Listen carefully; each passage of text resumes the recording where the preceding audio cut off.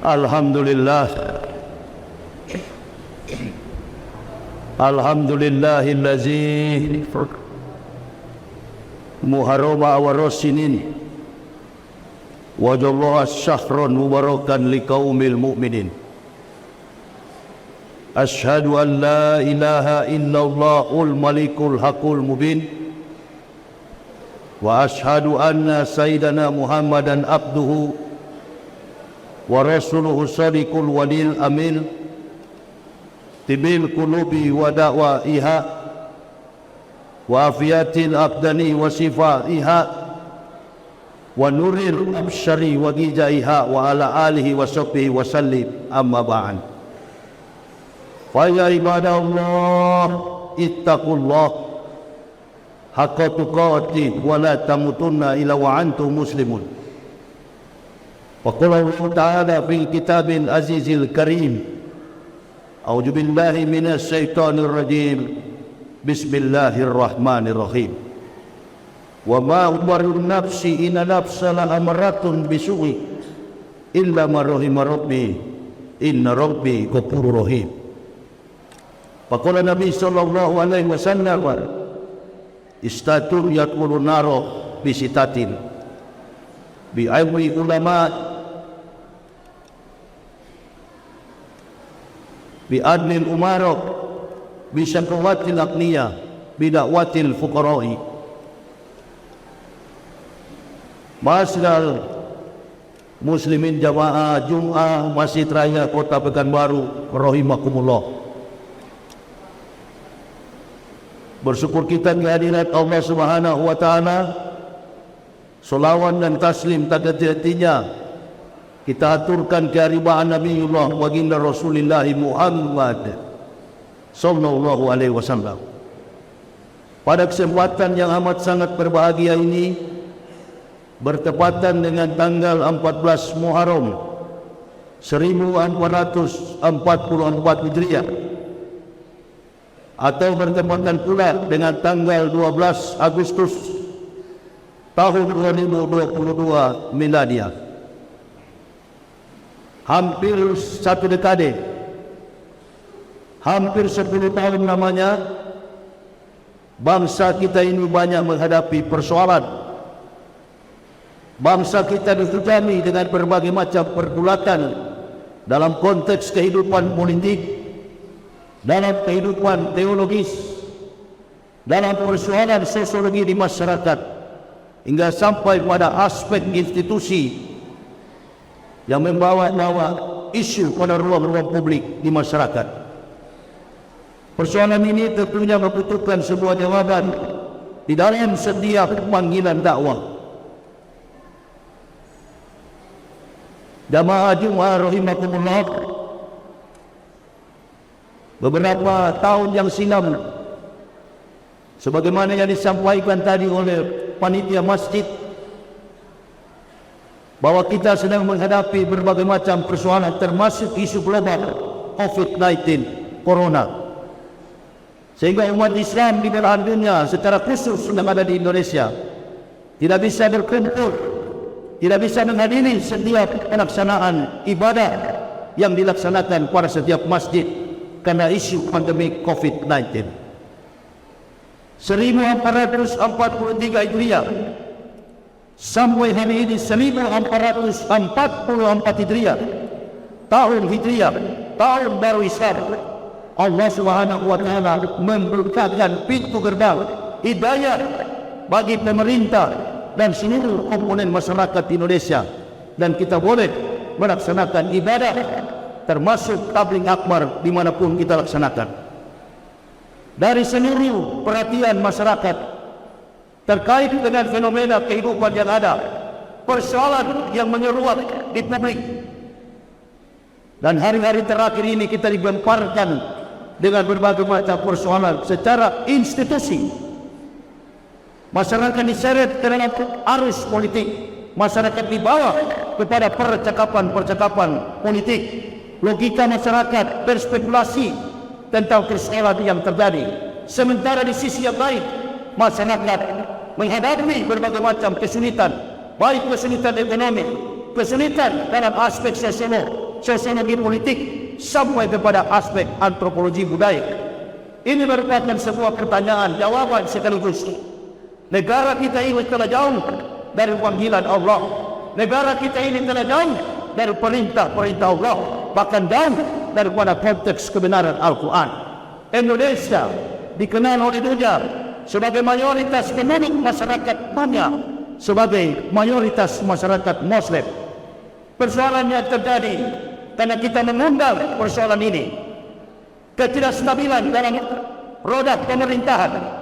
Nabi SAW istatun yatnunano bisitatin. Ada 6 golongan yang akan masuk neraka karena 6 perkara.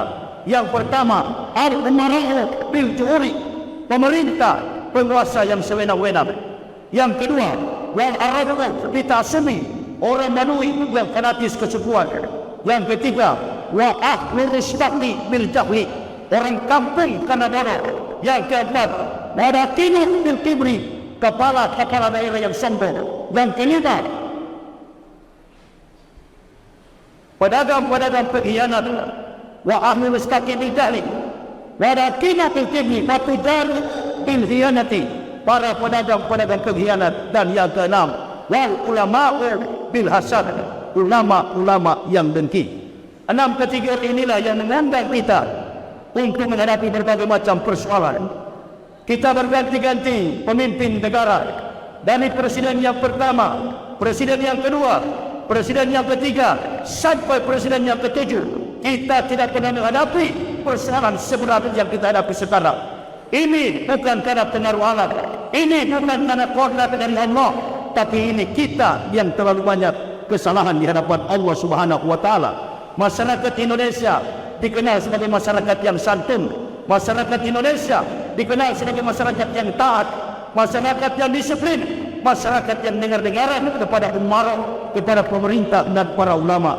Tapi yang membuat kita menjadi begini, yang menjadikan Indonesia terpuruk oleh karena ketersinggungan, oleh karena ketidakbenaran, oleh karena ketidakmampuan para pemimpin-pemimpin kita dalam mengatur negara ini. Masyarakat muslimin jamaah Jumat rahimakumullah. Di dalam kebenaran firman Allah Taala yang Hatib bacakan tadi adalah sinar pengakuan yang disampaikan oleh Dzulaiha ketika gagal menggoda Nabi Yusuf alaihissalam. Dzulaiha mengakui setiap kesalahan dosa yang ia lakukan. Wa ma ubari'u nafsi inna nafsa la'amaratu bisui illa ma rahima rabbi inna rabbi ghafurur rahim. Sesungguhnya aku adalah manusia tidak terlepas dari kesalahan, karena dosa yang memerintahkan untuk melakukan kejahatan, kecuali dosa, kecuali nafsu yang telah diberi rahmat oleh Allah Tuhanku. Ini adalah merupakan pengakuan Dzulaiha ketika gagal menggoda Nabi Yusuf alaihissalam. Satu motivasi yang harus kita simak di dalam ayat ini, bahwa bangsa kita ini telah menghadapi berbagai macam persoalan, bukan karena ulah masyarakat, tapi karena ketidakmampuan para pemimpin kita mengatur negara ini. Dari segala lini kehidupan masyarakat susah, sulit menghadapi arus kehidupan yang ada. Bahkan di tengah-tengah persoalan publik yang begitu ramai, digemparkan dengan isu terkait dengan institusi. Dan kemudian institusi inilah yang sampai hari ini masih menyeruak di publik tentang kematian seorang polisi. Ini adalah merupakan panggilan jiwa, panggilan nurani. Kita manusia Indonesia adalah masyarakat yang berbeda-beda dari berbagai suku bangsa, bahasa, adat, istiadat, tetapi kita dipersatukan dalam bingkai Negara Kesatuan Republik Indonesia (NKRI). Kita sebagai umat Islam tidak melihat latar belakang perbedaan suku, agama, bangsa dan bahasa, tetapi kita melihat kejujuran yang ada pada pemerintah ini. Kita melihat kejujuran yang ada pada pemimpin kita ini. Dan inilah menunjukkan bahwa orang-orang kafir belum layak untuk menjadi pemimpin di segala lini kehidupan, dari segala segi kepemimpinan. Apabila orang mukmin memimpin, orang beriman yang memimpin, insya-Allah orang yang beriman, yang benar-benar bertakwa kepada Allah Subhanahu wa taala, maka Indonesia ini bukan hanya menjadi negara berkembang, insya-Allah akan menjadi negara yang maju. Kita berdoa kepada Allah Subhanahu wa taala Di tahun-tahun akan datang, Allah Subhanahu wa taala akan mengutus, akan menjadikan Indonesia ini menjadi negara yang maju dengan mengutus pemimpin yang benar-benar amanah, pemimpin yang bertanggung jawab, pemimpin yang adil, pemimpin yang bijaksana. Ketergantungan dalam aspek politik, ketergantungan dalam aspek hukum, ketergantungan dalam aspek sosiologi masyarakat bergantung pada seorang pemimpin. Rusaknya negara ini karena rusaknya seorang pemimpin. Rusaknya dan hancurnya sebuah bangunan negara yang kuat karena lemahnya seorang pemimpin. Ini jamaah yang perlu kita simak bersama, bahwa kita mendidik anak cucu kita mendidik generasi Islam di masa yang akan datang untuk menciptakan pemimpin-pemimpin yang baik, pemimpin-pemimpin yang bertanggung jawab bagi negara yang besar ini, negara yang kuat, negara yang betul-betul mencintai Allah dan Rasulnya. Isya dikenal sebagai negara mayoritas berpenduduk Muslim terbesar di dunia. Lemahnya Isya, maka negara ini akan lemah. Kuatnya Islam, negara ini akan menjadi kuat. Masyarakat muslimin jamaah Jumat rahimakumullah. Nabi SAW di dalam hadisnya mengatakan, "Qiwamukum bi arba'ati asar." Tertibnya dunia ini bergantung pada 4 orang. Yang pertama bi ilmi ulama, ilmu para ulama. Yang kedua bi adli menara, adilnya pemerintah. Yang ketiga bi saqawatil aqliyah, kedermawanan orang-orang kaya. Dan yang keempat bi da'watil fuqaha, doa orang-orang miskin. Dari 4 kategori manusia inilah kita akan mengkaji secara detail.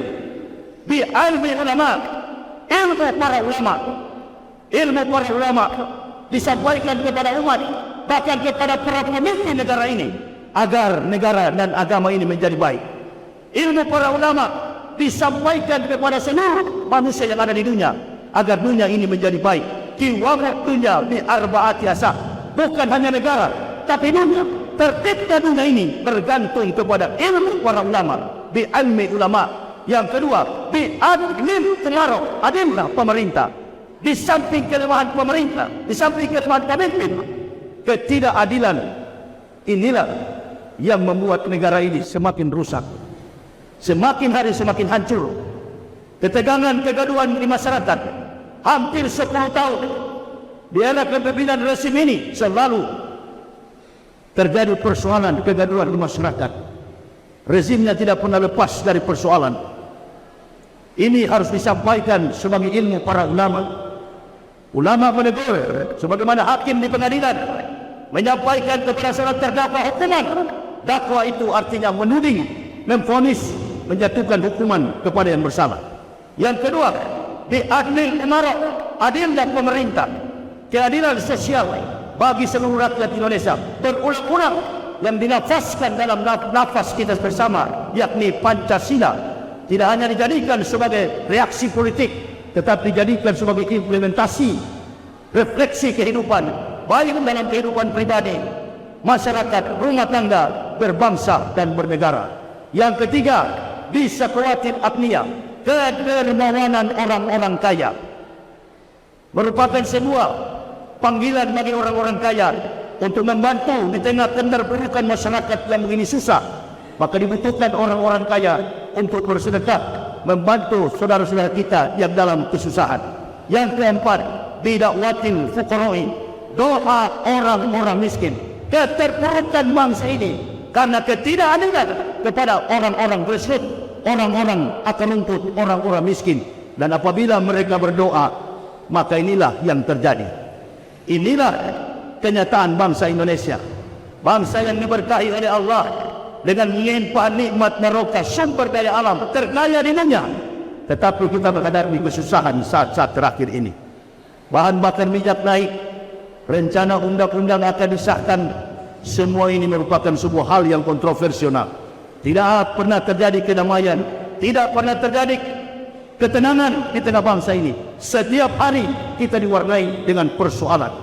Maka dibutuhkan doa orang-orang miskin, doa yang paling mujarab, doa yang diterima oleh Allah. Ada 3 permohonan doa. Pertama adalah doa walidin waladihi, orang tua kepada anaknya.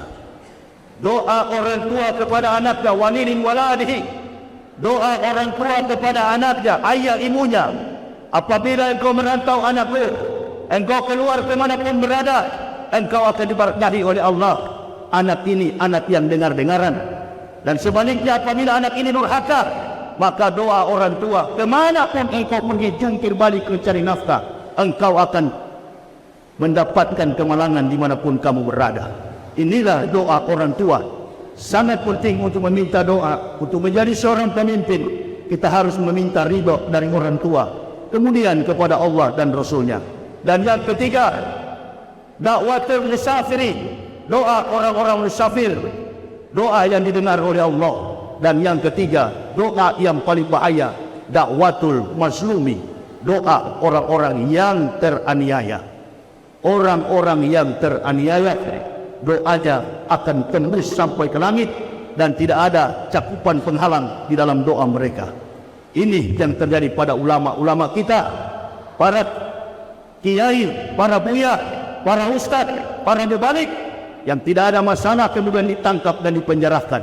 Doa mereka telah memberikan dampak yang sangat-sangat mengenaskan. Semua yang menjadi kebohongan, semua yang disimpan, semua yang dirahasiakan dibukakan oleh Allah. Wa ma kana li nafsin an tamuta illa bi idznillah, kitab muajarah. Wa may yurid sawabad dunya nutihi minha wa may yurid sawabal akhirah nutihi minha wa jannasis syakirin. Tidak ada yang bernyawa di dunia ini akan mengalami kematian kecuali dengan izin Allah, sebagaimana waktu yang telah ditetapkan. Barang siapa menghendaki pahala dunia, kami berikan, niscaya kata Allah. Barang siapa menghendaki pahala akhirat, niscaya kami berikan dan kami balaskan kepada orang-orang yang bersyukur. Poin yang ketiga, bangsa ini sudah tidak pandai bersyukur. Bangsa yang tidak tahu berterima kasih atas kebaikan, atas pertolongan Allah.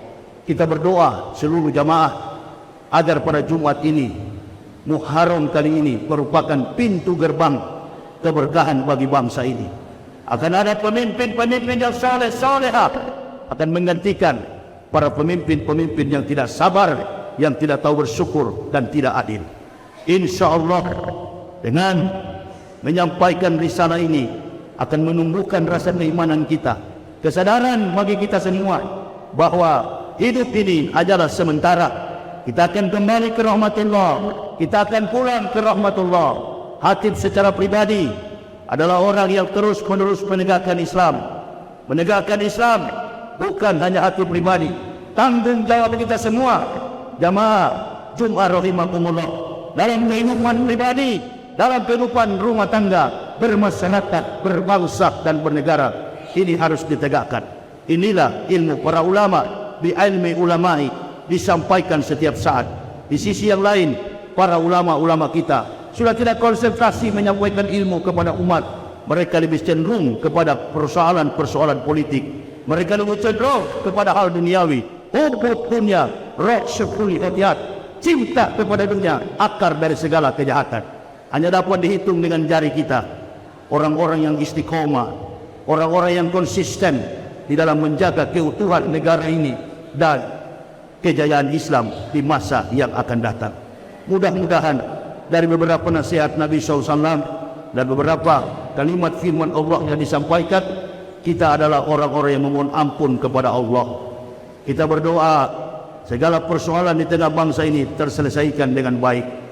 Kita melihat bagaimana kebohongan, kepalsuan yang muncul di tengah-tengah kehidupan masyarakat bukan dilakukan oleh masyarakat, tapi para pemimpin-pemimpin kita.